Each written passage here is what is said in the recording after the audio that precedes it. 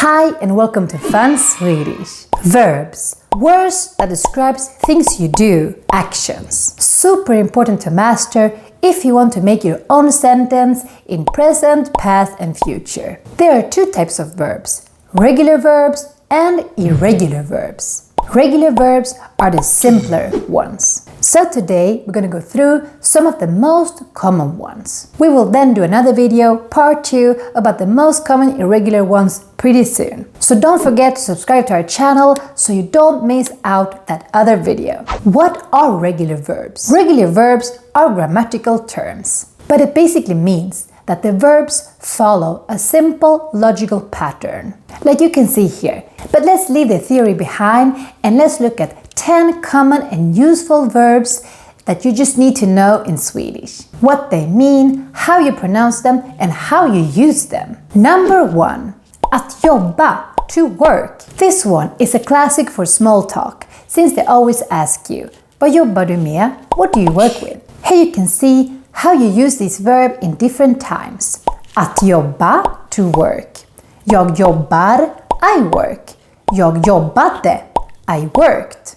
Jag har jobbat, I have worked. In infinitive form, it ends with an A, att jobba. And this is also used when you construct future, but together with the verb ska and kommer.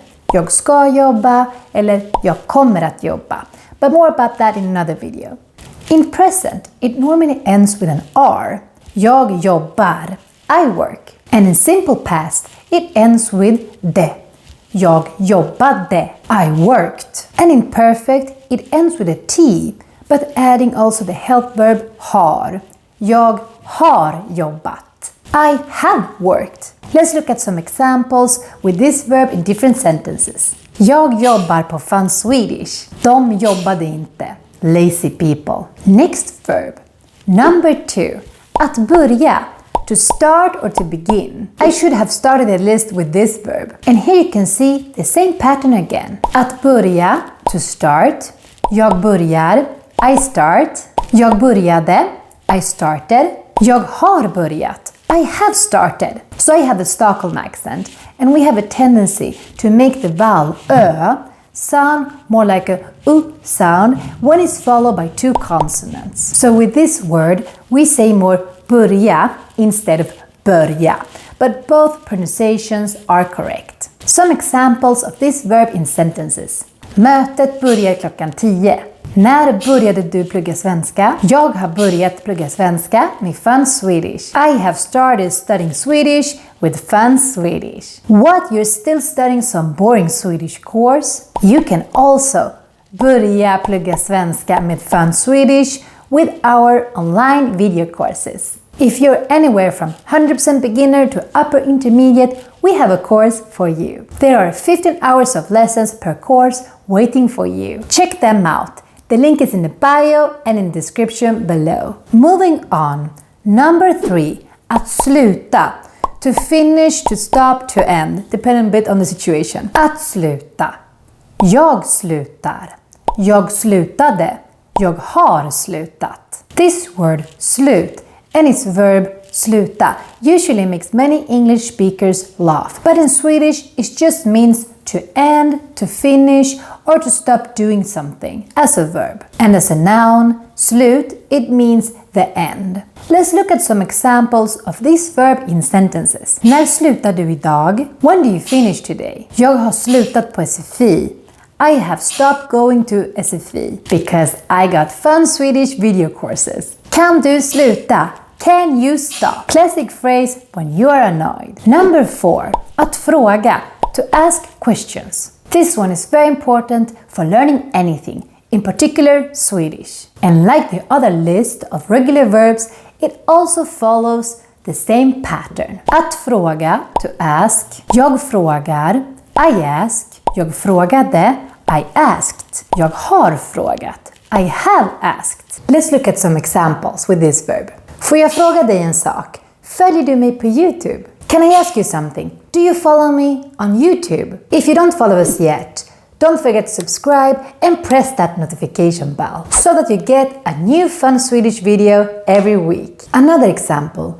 when there's a Swedish rule that you don't understand. Jag frågade min sambo, men han visste inte. I asked my sambo, but he didn't know. Which is something we hear a lot in our lessons. Luckily, we are here. Fråga is also a thing. And fråga means a question. So you could grammatically say, jag frågar en fråga. I ask a question. But you can see how that sounds a bit repetitive. So we don't use it so much. Instead, we prefer to either say ställa en fråga or fråga en sak. Like in this example. Får jag fråga dig en sak? Can I ask you something? Number 5. Att hämta.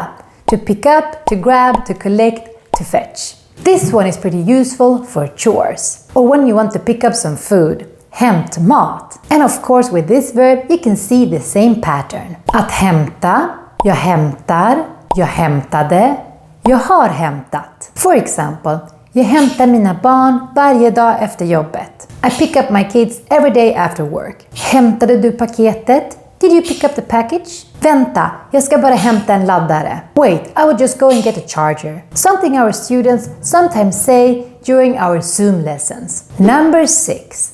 Att laga, to fix. This verb has a couple of different uses, which makes it extra complicated. But as you can see, it's just as easy to conjugate in the different times like every other verb on this list. Att laga, jag lagar, jag lagade, jag har lagat. And with this you can say things like, jag lagar mat idag. I prepare the food today. Har du lagat lampan? Have you repaired the lamp? Ja, jag lagade den igår. Yes, I repaired it yesterday. Number 7. Att prata. To talk or speak. Maybe some of you know that we have kind of 2 verbs to talk about speaking. These two are tala and prata. We kind of mix this a lot, even though I would say that prata is way more common.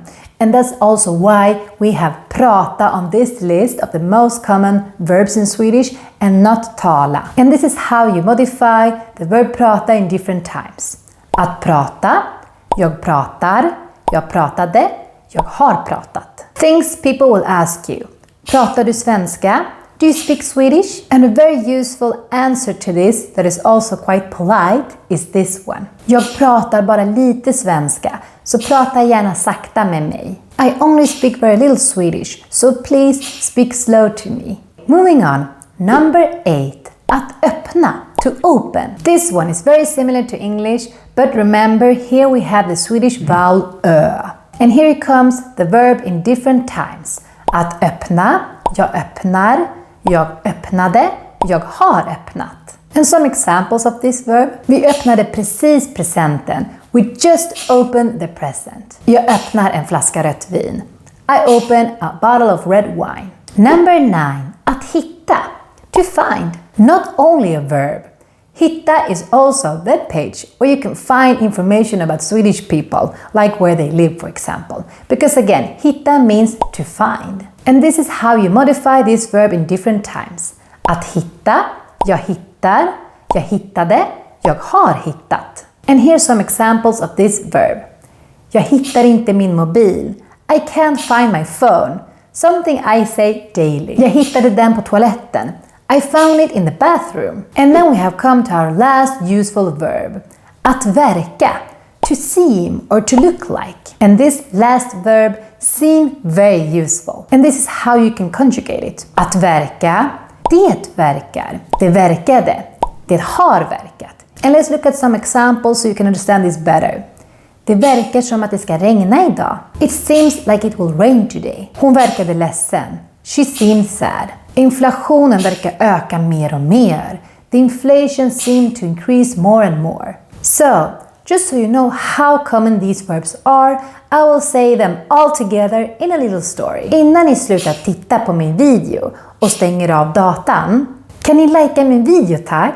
För jag har jobbat hårt med att göra den. Ni hittar knappen under mig. Ni kan också fråga mig saker om verben i kommentarsfältet längst ner. Okej, nu ska jag sluta prata.